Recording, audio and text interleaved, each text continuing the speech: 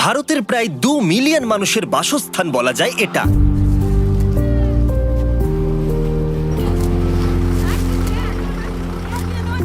সারা দেশের অনেকগুলো ডাম্প সাইটের মধ্যে এটা একটা, যেখানে মানুষদের আবর্জনার পাহাড়ের মধ্যে অনেকটা সময় কাটাতে হয়, যেখানে থাকে প্রায় ধারালো বস্তু, বিষাক্ত বর্জ্য পদার্থ, যেগুলো প্রায়শই মারাত্মক রোগের কারণ হয়ে দাঁড়ায়। প্রতিদিন মাত্র $3 রোজগার করার জন্য। যেহেতু এটা বিশ্বের সর্বাধিক জনসংখ্যার দেশ, তাই ভারতে প্রতি বছর প্রায় 1.3 বিলিয়ন পাউন্ডের আবর্জনার উৎপত্তি হয়। ধনী এবং দরিদ্রের মধ্যে ক্রমশ বেড়ে চলা সম্পদের পার্থক্যের জন্য লক্ষ লক্ষ মানুষ এই সমস্ত আবর্জনা বিক্রি করে তাদের জীবিকা নির্বাহ করতে বাধ্য হয়, আর তারা এই জীবনযাত্রার মধ্যেই আটকে পড়ে রয়েছে। এটা সত্যিই হতাশাজনক। এই প্রজেক্টটা যখন আমরা নিয়েছিলাম তখনই আমরা জানতাম এটি কঠিন হতে চলেছে, কিন্তু আমার কোনো ধারণাই ছিল না যে এটি কতটা হৃদয় বিদারক হতে চলেছে এবং যা আমরা সরাসরি দেখেছি। আমি সত্যি বলতে এরকমটা আগে কখনো দেখিনি। একজন বাবা হিসেবে কারোর সন্তানকে এরকম একটা পরিস্থিতিতে কাজ করতে দেখে সত্যিই খুব কষ্ট হচ্ছে, আর আমি সত্যিই জানি না আমি এটাকে কিভাবে বলে বোঝাবো। এটা ঠিক না। একজন মানুষ হিসেবে আমরা এদেরকে এই ধরনের কাজ করা থেকে আটকাতে পারি এবং ভালো কিছু করতে পারি। কিন্তু আবর্জনার স্তূপ এখানে একমাত্র সমস্যা নয়। জনসংখ্যার একটা বড় অংশ শহরের এই সমস্ত বস্তিতে বাস করে। এখানকার দারিদ্র্য এবং জীবনযাত্রার অবস্থা অত্যন্ত কঠোর। মানুষকে বাধ্য হতে হয়েছে রেল লাইনের পাশে তাদের বাড়ি তৈরি করে জীবন কাটাতে। আমরা এইমাত্র একজন মহিলার সাথে দেখা করেছি, বাহার যান, যে শীতকালে কুয়াশার জন্য ট্রেনে ধাক্কা খেয়ে তার 2 পাই হারিয়েছে। সত্যি কথা বলছি, এই ভিডিওটা করতে গিয়ে আমরা সব থেকে বেশি মানসিক কষ্ট অনুভব করেছি। আর যখন এই সমস্যার সমাধান করা অসম্ভব বলে মনে হচ্ছিল, তখন একটা অর্গানাইজেশন সাহায্যের জন্য এগিয়ে এলো। এ হলো শাফকাত। ভারতের মতো দেশে দরিদ্রদের সাথে যেভাবে আচরণ করা হয়, মনে হয় যেন তারা সমাজের কোনো অংশই নয়। তারা ময়লা আবর্জনা নিয়ে কাজ করে বলে মানুষ তাদের ময়লা আবর্জনাই মনে করে। শাফকাত হলো তিলজলা শেডের ম্যানেজিং ডিরেক্টর। এই অর্গানাইজেশন শুরু হয়েছিল আজ থেকে 36 বছর আগে তার বাবা আলমগীরের হাত ধরে, যিনি বহু বছর ধরে আবর্জনা কুড়ানোর কাজ করতেন বস্তিতে। এই বস্তির খুব অল্প সংখ্যক মানুষ লিখতে এবং পড়তে জানতেন। আলমগীর তাদের মধ্যে একজন ছিল। তিনি একজন স্কুল টিচার হয়েছিলেন এবং বুঝতে পেরেছিলেন যে নিরক্ষরতা দূরীকরণে তিনি এবার সুযোগ পেয়েছেন। আর তাই 1987 সালে তিনি প্রতিটি নিরক্ষর শিশুকে ক্লাসরুমে আনার অভিযান শুরু করেছিলেন। যে কোনো মানুষের জন্ম থেকেই তাদের কাজ করার অধিকার, খাদ্যের অধিকার, শিক্ষা পাওয়ার অধিকার রয়েছে।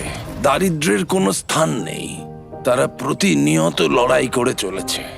যেহেতু তারা শিক্ষিত নয়, তাই তরুণ শিক্ষার্থীরা ক্রাইম করে।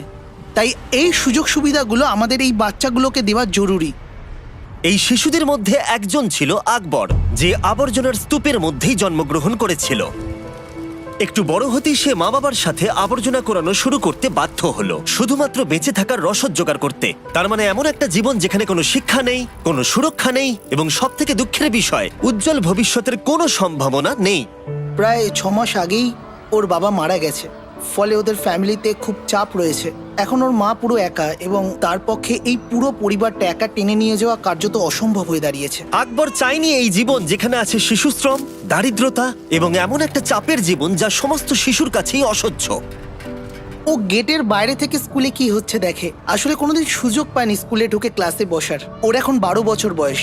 ও কোনোদিন স্কুল যায়নি। ও জানেই না কিভাবে লিখতে পড়তে হয়। তুমি কি হতে চাও বলো? ইঞ্জিনিয়ার। ইঞ্জিনিয়ার? ও বলে আমি অনেক কিছুই দেখতে পাই যেগুলো রাস্তায় পড়ে রয়েছে। মানুষের গাড়ি ব্রেকডাউন হয়ে গেছে, কেউ কিন্তু সাহায্যের জন্য এগিয়ে আসে না। আমি এদেরকে সাহায্য করতে চাই। এই সমস্ত প্রতিকূল পরিস্থিতি সত্ত্বেও আকবর কখনোই শিক্ষিত হবার স্বপ্ন দেখা ছাড়েনি। তাই শাফকাত আকবরকে রাস্তা থেকে তুলে নিয়ে গিয়ে স্কুলে ভর্তি করালো। আর মাত্র 2 বছরের মধ্যে সে ক্লাস 8-এ পৌঁছে গেল। আর এটাই তো হবার ছিল। এটা তার জন্য আমার আশা এবং স্বপ্ন যে সে এখন শিক্ষা পেতে পারে, সে এখন বিশ্ববিদ্যালয়ে যেতে পারে এবং সে একজন ইঞ্জিনিয়ার হতে পারে, যে স্বপ্নটা সে সারা জীবন দেখেছে।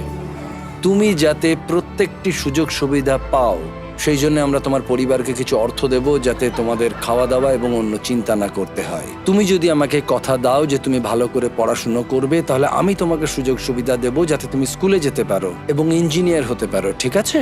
প্রমিস? প্রমিস। ডিল? এভাবে।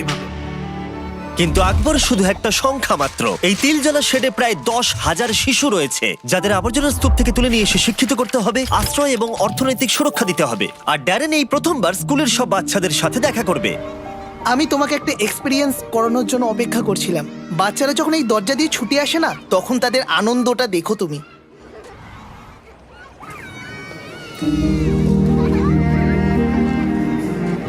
শেড 20,000 শিশুকে উন্নত জীবনের পথে নিয়ে গেছে।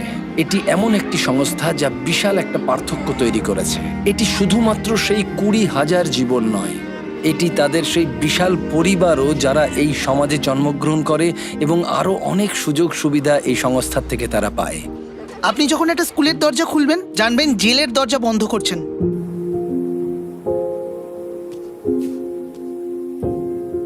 শিক্ষাই এগিয়ে যাওয়ার একমাত্র পথ। এটাই একমাত্র পথ যা সমাজকে বদলে দিতে পারে।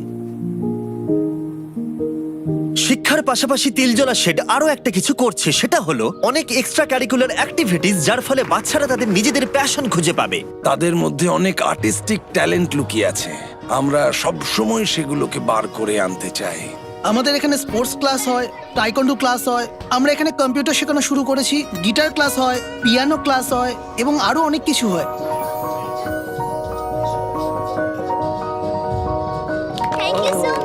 একটু বড় বাচ্চারা ড্যারেনকে সায়েন্স এক্সপেরিমেন্ট করে দেখালো। আরে দারুণ!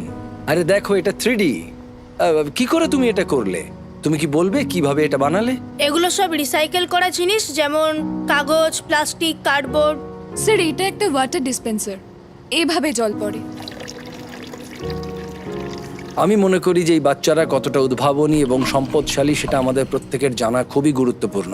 তাদের কাছে কাজ করার জিনিস খুবই কম, কিন্তু তবুও তারা এই জিনিসগুলো তৈরি করতে এবং নিজেদেরকে শিক্ষিত করতে প্রতিনিয়ত চেষ্টা করে চলেছে। এমন অনেক সম্ভাবনা রয়েছে যা এই বাচ্চাদের মধ্যে এখনো লুকিয়ে আছে, কিন্তু তারা শিক্ষার সুযোগই পায় না। এভাবে তিলজলা শেড তাদের সম্প্রদায়ের মধ্যে বড় প্রভাব ফেলা সত্ত্বেও এই সমস্যা একার পক্ষে সমাধান করা খুবই কঠিন। এই সম্প্রদায়ের অনেক কিছু প্রয়োজন, তার জন্য তারা লড়াই করে চলেছে। আমরা আমাদের কাজের পরিধি আরো বাড়াতে চাই, কিন্তু তার জন্য আমাদের মতো অর্গানাইজেশনগুলোর অনেক সমস্যা রয়েছে। আমরা ঠিকঠাক রিসোর্স পাই না। আর ভারতে এই সমস্যার সমাধানে যাতে আমরা দীর্ঘকালীন প্রচেষ্টা চালিয়ে যেতে পারি, তাই 1 বছরের জন্য তিলজলা শেডের এই প্রোগ্রামের ফান্ড আমরা দেব বলে ঠিক করলাম, যাতে এই প্রোগ্রাম কলকাতার বিভিন্ন অংশে ছড়িয়ে পড়ে এবং ভারতবর্ষের বিভিন্ন প্রান্তেও। এই সব কিছু আপনাদের জন্য সম্ভব হচ্ছে। আপনাদের ভিউয়ারশিপের জন্য বেস্ট ফিলান্থ্রপি অনেক সাহায্য পাচ্ছে, আর আমরা একজন রেসিপিয়েন্ট হিসেবে বলছি, আমরা বেস্ট ফিলান্থ্রপি থেকে অনেক সাহায্য পাচ্ছি। তারা আমাদের প্রতিশ্রুতি দিয়েছেন শুধুমাত্র আপনাদের জন্য। আপনাদের এই সাপোর্টের জন্য অনেক অনেক ধন্যবাদ। কিন্তু এছাড়া আরো একটা সারপ্রাইজ ছিল। শফকাত বলেছিল অনেক বাচ্চারাই কম্পিউটার শিখতে চায়, কিন্তু লোকাল লাইব্রেরিতে যথেষ্ট সংখ্যক কম্পিউটার ছিল না যাতে সমস্ত বাচ্চারা শিখতে পারে। তাই আমরা সাহায্য করলাম। আমরা আরো কিছু করতে চেয়েছিলাম, তাই আমরা কম্পিউটার নিয়ে এসেছি। কঠিন দিন থাকবে, চ্যালেঞ্জও থাকবে, কিন্তু একজন সমাজকর্মীর কাজ হলো একটা স্ট্র্যাটেজি খুঁজে বার করা যাতে এই অসুবিধাগুলোর থেকে মুক্তি পাওয়া যায়। এতে যে অসুবিধাই আসুক না কেন, আমরা সেগুলো জয় করতে পারি। কিন্তু এখানেই শেষ নয়। শফকাত ড্যারেনকে মহেশ আর অধীরের সাথে দেখা করালো, দুই ভাই যারা আবর্জনা কুড়ানোর কাজ করে আসছে তাদের 13 বছর বয়স থেকে। তারা খুব ভোরবেলায় কাজ শুরু করে দেয় আর 12-13 ঘন্টা কাজ করে, এবং তাদের পরিবার অনেক বড়। এই যে কাজগুলো দেখছেন এইগুলোই আমরা করি, আর এই করেই বাচ্চাদের সরকারি স্কুলে পড়াই, আর এইসব করেই সংসার চলে। মহেশ ড্যারেনকে বলল যে তাকে প্রতিদিন ঘন্টার পর ঘন্টা আবর্জনা বইতে হয়, এবং সে তার বাচ্চাদেরকে স্কুলে পাঠাতে চায়, এবং এই স্বপ্ন নিয়েই সে বেঁচে আছে।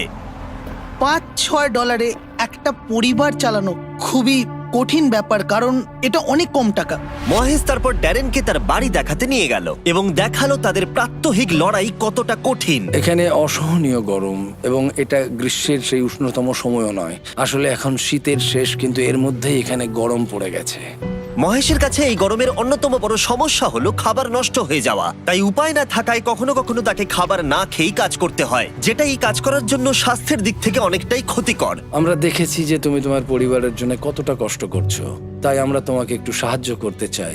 আমরা তোমাকে একটা রেফ্রিজারেটর দিতে চাই, আর একটা জিনিস তোমায় বলতে চাই, তোমার বাচ্চা যখন একটু বড় হবে তখন তাকে ভালো স্কুলে ভর্তি করো, আমরা তার অর্থ দেব, ঠিক আছে? হ্যাঁ স্যার, অনেক ধন্যবাদ।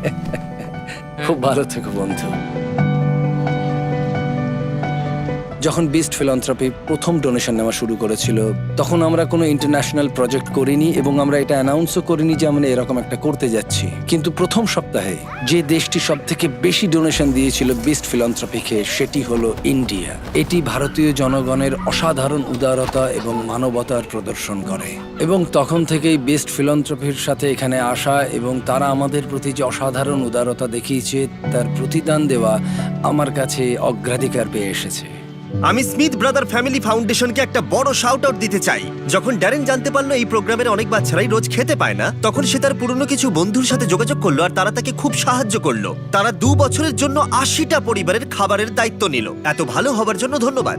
থ্যাংক ইউ ইন্ডিয়া, আমরা তোমাদের ভালোবাসি। দিলজোড়া শেডে ডোনেট করার জন্য নিচের লিংকে ক্লিক করুন।